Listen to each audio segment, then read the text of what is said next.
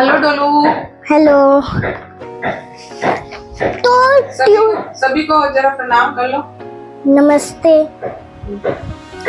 तो आज जो है ट्यूसडे को मेरे स्कूल में एक कंपटीशन है, उसमें मुझे एक पॉट प्लास्टिक का ले जाना है, उसको डेकोरेट करना है पूरा। और तो ये सब सामान छुट्टियों का होमवर्क हो गया? हाँ। जरा दिखाओ। तो सबसे पहले स्क्रैप बुक देखते हैं। ये है स्क्रैप बुक। ये नेचर के ऊपर? हाँ, ये नेचर के ऊपर scrap book, my nature scrap book. अच्छा, डोलू की scrap book, save our art. Wow, nice. एक मिनट अपना माइक दिखाओ। ठीक है। ये जो है ये मेरा ये सब। My name is Avya Kaushik.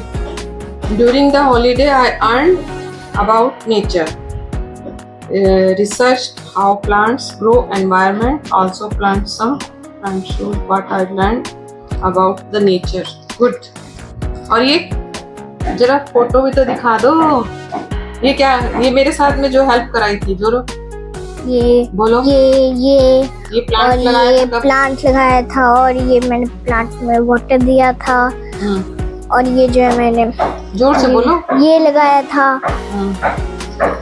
और ये मेरे लीव्स, ये और ये प्लूमेरिया यानी कि चंपा का है। और ये और ये है तनुजा प्लांट। ये सबके तुमने लीव्स को ना ओरिजिनल को इसमें सेव किया है ना। लेकिन हिमेलिया ये सदाबहार, इसमें हमेशा रेड रेड आता है। लेकिन ये 3-4 दिन में ये सूख जाएंगे। कोई बात नहीं, तुम्हें मालूम चल रहा है कि हाँ ओरिजिनल तो है ना। ये तो ग्रीन ग्रीन ही है, जैस्मिन। और ये क्या था? रोज था, रोज। और पर्पल हार्ट। और ये फर्न। आगे ये जेड। और ये क्या है? करी लीव्स, करी पत्ता, तुलसी लीव्स। और ये फिर से आ गई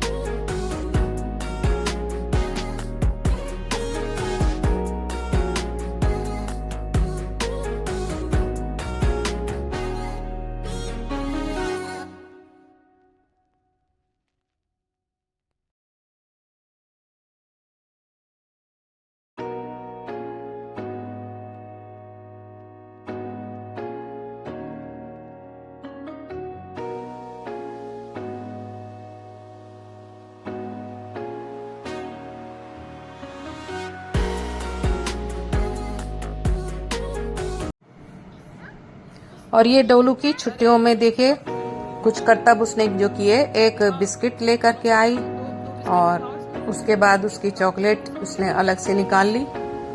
बता भी रही है कि किस तरह से बिस्किट के बीच से ना चॉकलेट उसने, उसकी जो क्रीम थी, चॉकलेटी क्रीम, उसको अलग किया। हालांकि बाद में सब मिक्स ही हो गया, तो इसमें करने का कोई था नहीं कुछ ऐसा, लेकिन फिर भी पता नहीं वो क्या बनाना चाह रही थी, वो दूध में घुल नहीं पाई। तो सबसे पहले ये बिस्किट और इसकी चॉकलेट को अलग।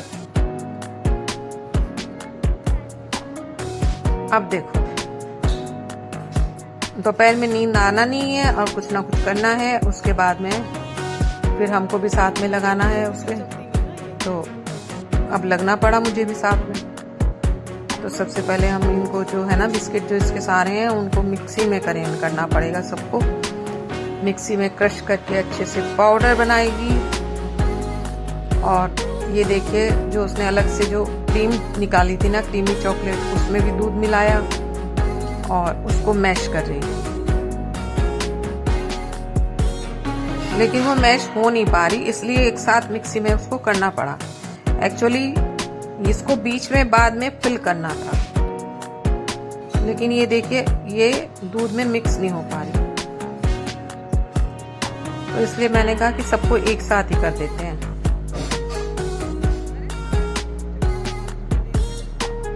थोड़ी सी दूध की मलाई भी डाली थी और बनाया बहुत टेस्टी था। जो भी कुछ बनाया ना ये चॉकलेट, इसको फ्रीज करके, अब ये सारे बिस्किट जो थे मिक्सी में करके क्रश कर लिए, इनका अच्छे से पाउडर बना लिया।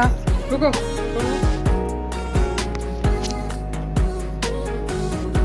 ये चलाओ, ये चलाओ, ये चलाओ। लॉक कर रही है, सेफ्टी लॉक। मैंने ऐसे पकड़ लिया था, लेकिन दोनों ने सेफ्टी लॉक करा दिया, जानती सब है। और ये बिस्किट हो गए अच्छे से क्रश हो गए। अब इसमें डालेंगे कुछ थोड़ा सा दूध मलाई, और उसके बाद उसमें जो देखिए कितनी पाउडर एकदम फॉर्म में आ गए, तो ऊपर से उड़ भी रहा है ये पाउडर। बंद कर दे चॉकलेटी। अब क्या करना है, और इसको ना ये चॉकलेट मोल्ड जो होता है फ्रीज करने के लिए, उसमें करके जमा देगी।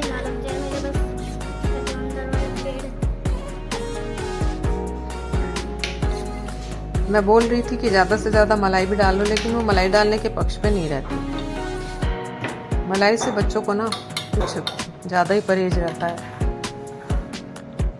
कितना डालना है, कितना डालना है, रुको, कितना डालना है, कटो, आधी कटोरी मलाई दूध डाल करके ना, मलाई से थोड़ा सा और इसको अच्छे से हम चरण करेंगे ना मिक्सी में, तो ये थोड़ा सा क्रीमी जैसे हो जाए। ग्राइंड करना है मिक्स करके सारा।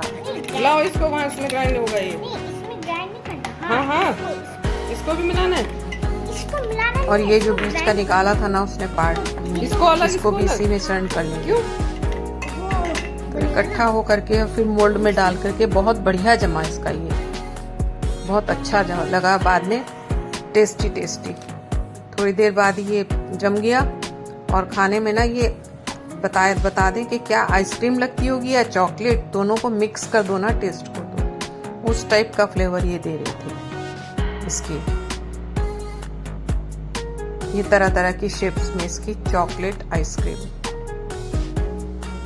या इसको बोलिए चॉकलेटी केक, फ्रीज केक। करना खुद ही है सब। तो इस तरह से छुट्टियों का मजा लिया, और अब छुट्टियां खत्म हो रही हैं, कल स्कूल जाना है, तो उसकी सब तैयारी भी उसकी हो गई है। दिखा दिया उसने सारा अपना जो काम किया सब, और ये सब भी छुट्टियों में छोटा छोटा चलता रहा उसका। अच्छा लगा बड़ा। तो आपने क्या क्या किया? और बाद में इसमें स्टिक लगाने की बात हो रही थी कि थोड़ी देर बाद लगा देंगे स्टिक को, और इनको सबको फ्रीजर में फ्रीज करने के लिए थोड़ी देर के लिए रख दिया और निकाला। तो देखिए कितना अच्छा सा ये निकला। इसको ना खाने में मजा आ गया, इसमें कोई शक नहीं। मैंने भी खाया, टोलू ने भी खाया।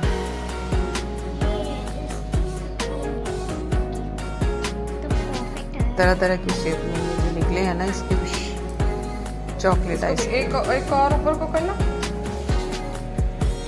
नीचे से ये जो है ये कोई एप्पल की शेप में है, कोई गवावा की शेप में है, कोई पाइनएप्पल की में है। मुझे दिखाना है।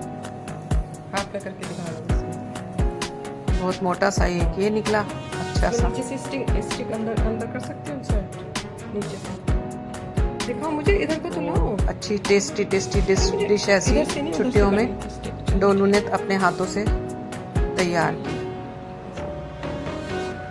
नीचे से करते हैं, चलो नाना इसको इसी तरह से खाने में मजा आया। और फिर उसके बाद देखिए कि जब तक मैंगो शेक कोई ना कोई एक अच्छी फीडिंग है। जब आपको भूख लग रही हो तो कोई ना कोई शेक तो अच्छा रहता ही है। और फिर आजकल तो मैंगो का सीज़न है और मैंगो ही मैंगो मार्केट में तो छाया हुआ है, तो डेली एक बार नहीं 2-3 बार कई बार शेक बन जाता है, मैंगो शेक। तो मैं आई थी वहाँ से बाहर से, तो थोड़ा सा लग रहा था, गर्मी भी बहुत ज़्यादा हो रही थी। तो सबसे पहले मैंने 2 ग्लास मैंगो शेक बनाया। और ये इतना मीठे आम आ रहे हैं ना, और अच्छे आम हैं। गूदा भी इनके अंदर काफ़ी है और इनकी जो गुठली है ना वो बहुत बारीक पतली सी है। तो शेक बनाने में मैं सिंपल शेक बनाना पसंद करती हूँ। हालांकि ये आम कुछ ज़्यादा ही हो गया 2 ग्लास में।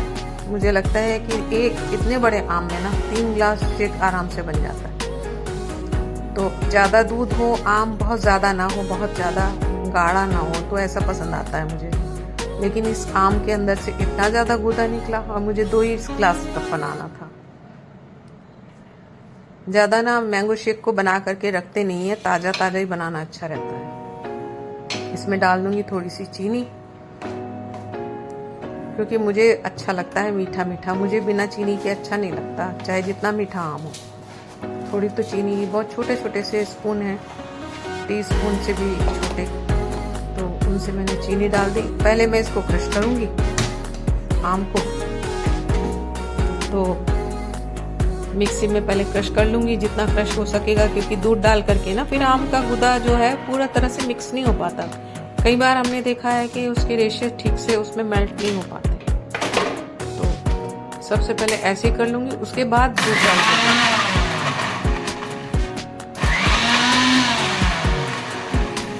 आम कम ही है, अगर ज़्यादा बनाना होता है तो जल्दी से ऊपर तक हो जाता है। और अब डाल दूंगी अब इसमें दूध।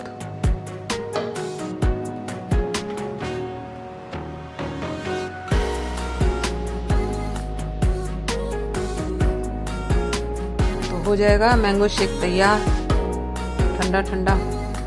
पहले थोड़ा सा दूध डाल के करूँगी, उसके बाद और बाकी दूध डालूंगी। पहले कम दूध डाल के ही सही है, अच्छे से चर्न हो जाए। जितना ज़्यादा चलाया जाता है ना उतना ज़्यादा ही ये क्रीमी टाइप का जब हो जाता है बिल्कुल ही, तभी अच्छा लगता है। अदरवाइज मैंने देखा है कई बार मैंगो में ना, मैंगो इतना ज़्यादा हो जाता है, गाढ़ा हो जाता है, दूध नहीं होता उसमें, और पतला थोड़ा सा होना चाहिए मैंगो को। और इसमें बहुत ज़्यादा मुझे मेवे वगैरह ऊपर से कुछ पसंद नहीं है। सिंपल मैंगो शेक पसंद है।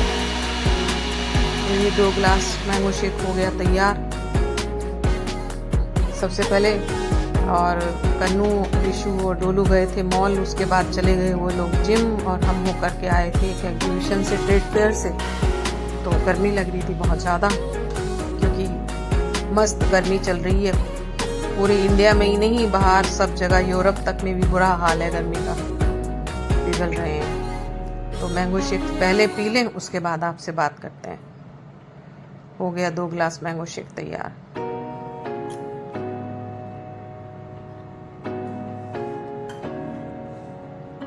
तो अब आपसे, और सब्जी में ये क्या आलू हैं रखे हुए, डोसा चटनी बनेगी। हाय, नमस्कार और हैप्पी मंडे, और हैप्पी पूर्णिमा साथ। और पूर्णिमा क्या है कि गर्मी इतनी ज़्यादा है, इतनी विकट है कि कुछ समझ नहीं आ रहा कि मंडे को तो हमने वाइट भी पहना, और मंडे का दिन तो होता है मून डे होता है मंडे का दिन। संडे का तो कह भी सकते हैं कि संडे होता है। लेकिन देखिए गर्मी बाहर इतनी विकट है कि समझ नहीं आ रहा और बारिश का कोई नाम निशान नहीं है। और यहाँ तक कि जब हम उसमें देख रहे हैं ना, कभी भी न्यूज़पेपर में देख रहे हैं और न्यूज़ में देख रहे हैं तो यूरोप की हालत ख़राब है। बताइए, ऐसा हमने अपनी इतनी बड़ी ज़िंदगी में कभी नहीं देखा कि यूरोप में भी ये स्थिति है कि वहाँ 40 डिग्री 45 डिग्री तक टेम्परेचर जा रहा है, जहाँ के लोगों ने 20 से 25 डिग्री टेम्परेचर भी कभी महसूस नहीं किया। और उनके पास तमाम इंतज़ाम नहीं है उस गर्मी के लिए। मुश्किल ये हो रही है कि वहाँ फ़ैन और एसी है नहीं, और मुश्किल में लोग करें तो करें क्या। और इतनी भागदौड़ हो रही है वहाँ पर कि इतना पता नहीं कौन से अल नीनो का असर है या क्या है, ये समझ नहीं आता कि सिचुएशन ये हो गई है। तो गर्मी में जिस तरीके से काफ़ी काम रुक जाते हैं। अभी मैं गई थी ना, इंदिरा गांधी प्रतिष्ठान में एक एग्जीबिशन लगी हुई है, एग्जीबिशन कम सेल, वहाँ से ढाका से और ये सब जो लोग आते हैं बाहर से आए हुए हैं। और अंदर जब उन्होंने पंडाल लगाए हुए हैं, पंडाल में एसी भी हैं, कूलर भी हैं, सब कुछ है पंडाल में अंदर, लेकिन वो काम नहीं कर पा रहे। और डर लग रहा था, मुझे बहुत ज़्यादा डर लग रहा था। मैं बार बार ये देख रही थी कि इतना विकट वहाँ सिचुएशन बनी हुई है, तो वहाँ किस तरीके से काम हो रहा होगा। दिन रात जो वहाँ के शॉपकीपर आए हुए हैं ना, शॉप्स लेकर के, उनको तो वहाँ कई दिन बिताने हैं। वहाँ रुकना मेरे लिए मुश्किल हो गया। हर तरफ से कहीं से कुछ कूलर की हवा लग रही थी, तो कहीं से एसी की ठंडक आ रही थी, और कहीं से एकदम गर्म आ रहा था। और भीड़ और में इतनी ज़्यादा थी कि मुश्किल हो रही थी। तो इस सिचुएशन में किया तो जाए, क्या किया जाए, तो ये बड़ा मुश्किल हो जाता है। तो आज मैं मंडे को ना न्यूज़पेपर में एक कविता पढ़ रही थी, आपसे शेयर करती हूँ उसको। तो अक्सर मंडे को काव्य का कोई ना कोई अंक आता ही है। इसमें जब आता है तो कुछ भी, जैसे कोई कविता आई या कुछ आई, तो एक देखिए 4 मुक्तक किसी ने लिखे हैं ये, और इनका नाम भी मैं बता दूं। कायमगंज उत्तर प्रदेश से ये हैं। देवेश दीक्षित नाम है इनका, देव के नाम से। तो इन्होंने लिखे हैं 4 मुक्तक, मुझे बहुत अच्छे लगे, तो उनको ही मैं पढ़ के सुना रही हूँ आपको। कि याचना जल की नहीं करते, इसका उन्होंने शीर्षक दिया है 4 मुक्तक का। जुड़ा है वाकया अक्सर यही सबकी कहानी में, जुड़ा है वाकया अक्सर यही सबकी कहानी में, कभी ठहराव में रहना, कभी बहना रवानी में। किसी को भी यहाँ मालिक नहीं हर चीज देता है, किसी को भी यहाँ मालिक नहीं हर चीज देता है, कसर कुछ छोड़ देता है सभी की जिंदगानी में, कसर कुछ छोड़ देता है सभी की जिंदगानी में। ये पहला मुक्तक दिया है इन्होंने। दूसरा पढ़ करके सुना रही हूँ आपको। नहीं है शौक लेकिन धार के विपरीत बहते हैं, नहीं है शौक लेकिन धार के विपरीत बहते हैं, यही एक दर्द है दिल का जिसे चुपचाप सहते हैं। विसंगति जीवन की हमसे बेहतर कौन समझेगा, कि जिनसे दिल नहीं मिलता उन्हीं के साथ रहते हैं। किस किस के साथ ये है? जिए हैं आज में चिंता कभी कल की नहीं करते, किसी से भी कोई उम्मीद एक पल नहीं करते, हमारी प्यास ही दिखती नहीं है गर उसे तो फिर, कभी दरिया से हम भी याचना जल की नहीं करते। देखिए, कभी दरिया से हम भी याचना जल की नहीं करते, जीवन के 4 भागों को हम तटस्थ जीते हैं। 4 भाग जीवन के। तन मन से सन्यासी हैं लेकिन गृहस्थ जीते हैं, तन मन से सन्यासी है लेकिन गृहस्थ जीते हैं। जिम्मेदारी की जंजीरें बेशक जकड़े हैं पर, जिम्मेदारी की जंजीरें बेशक जकड़े हैं पर, दुनियादारी में रहकर भी वानप्रस्थ जीते हैं, दुनियादारी में रहकर भी वानप्रस्थ जीते हैं। अगर मेरी तरह सबने इसका अर्थ समझ लिया है ना, तो बहुत अच्छी बात है कि एक मैच्योरिटी में आकर के ही आप ये अर्थ समझ पाएंगे कि जीवन के 4 भागों को तो हम तटस्थ होकर जीते हैं, तन मन से सन्यासी हैं लेकिन ग्रस्त जीते हैं। ये उन लोगों के लिए है जो गृहस्थी में जीते हैं तो दूसरे लोगों से प्रभावित उनको होना पड़ता है और ना चाहते हुए भी। जिम्मेदारी की जंजीरें बेशक जकड़े हैं पर दुनियादारी में रहकर भी वानप्रस्थ जीते हैं। तो ये अब बहुत गहरा अर्थ है, अगर आप समझ पाए तो, जिनको शौक होगा वही समझ पाएंगे। तो ये सब आज की इसमें जो दिया था वो मैंने आपको पढ़ के सुना दिया और गर्मी का भी हाल बता दिया कि क्या है क्या नहीं है। तो इसके अलावा आप लोग भी क्या डेली की जो राशि आती है ना अपनी, क्या उसमें यकीन रखते हैं और किस किस कर पर मतलब रखते हैं, किस तरह से रखते हैं अपनी राशि को, अपने भविष्य की योजनाओं को आप उस ज्योतिष से जोड़ते हैं या नहीं? ये बात मुझे अगर आप शेयर करेंगे तो बहुत अच्छा होगा, क्योंकि बहुत सारी बातें जो तालमेल खा जाती हैं, कुछ मैं सुनती हूँ और वो तालमेल खा जाती हैं, इत्तेफाक होता है या सच्चाई इसके अंदर कितनी है। तो ये सब कुछ एक बड़ा सवाल है। तो ये सब भी अगर आप लोग मान पाए ना कि हम जैसे वीकली हम कपड़े दिनों के हिसाब से चूज करने की कोशिश करते हैं कि हम कहते हैं कि मंडे है तो वाइट होना चाहिए और संडे है तो पर्पल होना चाहिए और ट्यूसडे है तो ऑरेंज होना चाहिए, इस तरीके से। तो आप इसमें कितना यकीन करते हैं, एक तो ये भी ज़रूर आप बताइएगा। तो ये सब बात हुई आज की, और आगे मैं आगे का छोटा छोटा सा रूटीन आपसे शेयर करती रहूँगी। तो जो कुछ भी होगा, क्योंकि हमको शेयर करते रहना एक, देखिए किसी के भी चैनल से ज़रूरी नहीं है कि मेरा एक चैनल है और मैं आपसे जो कुछ शेयर करती हूँ वो इसलिए कि मेरा चैनल एक मोनेटाइज होगा और मैं कुछ भी डालूँगी उसमें, और वो नहीं, ऐसा नहीं है। ऐसा इसलिए नहीं है कि ये मेरे ऊपर डिपेंड नहीं है कि मेरा चैनल मोनेटाइज होगा। जितना लोग जिसको पसंद करते हैं, जितना ज़्यादा देखते हैं, जिस टाइप के लोग होते हैं वो उसको देखते हैं, वो वहाँ उसी तरह से मोनेटाइज होता है और उसी तरह से चलता है। लेकिन एक वक्त पर हम जिस तरीके से आजकल अपनी शेयर करने की इच्छा रखते हैं, अपनी विशेष बातों को, कुछ विशेष बातों को जो सबसे शेयर करना चाहती हूँ, और सबकी जो शेयर करते हैं उनकी मैं सुनती भी हूँ। मैं जो भी शेयर करते हैं, मैं तो कहूँगी कि आप लोग मीडिया से मतलब सब कुछ, सब बच्चे भी वो अपने मन का छोटा छोटा सा शेयर करें जो शेयर करने लायक हो। ऐसा नहीं है कि आप वो चीज़ें शेयर करने बैठ जाएं कि जो करने लायक नहीं है और सोशल समाज उससे प्रभावित हो। ऐसा नहीं, मेरा मतलब ये नहीं है।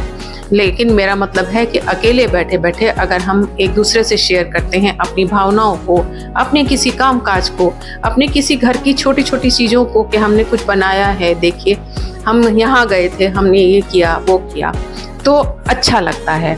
और इससे ना ज़िंदगी एक बेहतर होती है, टाइम पास होता है। अगर आपके अंदर खालीपन है तो, अगर आप बिजी नहीं है तो, अगर आज आप अपने कामकाज में बिजी हैं, और बिजी रहते हुए भी एक चीज़ है कि अगर आप बहुत ज़्यादा किसी काम में मशगूल हैं और इतने ज़्यादा उससे परेशान हो गए हैं, आपको टाइम नहीं मिल पा रहा है, आपने एक बीमारी पाल ली, उसको जुनून पाल लिया है, या तो ये कहिए, या फिर आपकी मजबूरी अगर ये है, तब भी आप दूसरा मन करने के लिए थोड़ा सा सोशल बनिए, अपने विचार एक दूसरे से साझा करिए। सबके पास टाइम नहीं है किसी के घर में बैठने का जाकर, या फिर अब तो फ़ोन भी सुनने का टाइम नहीं है।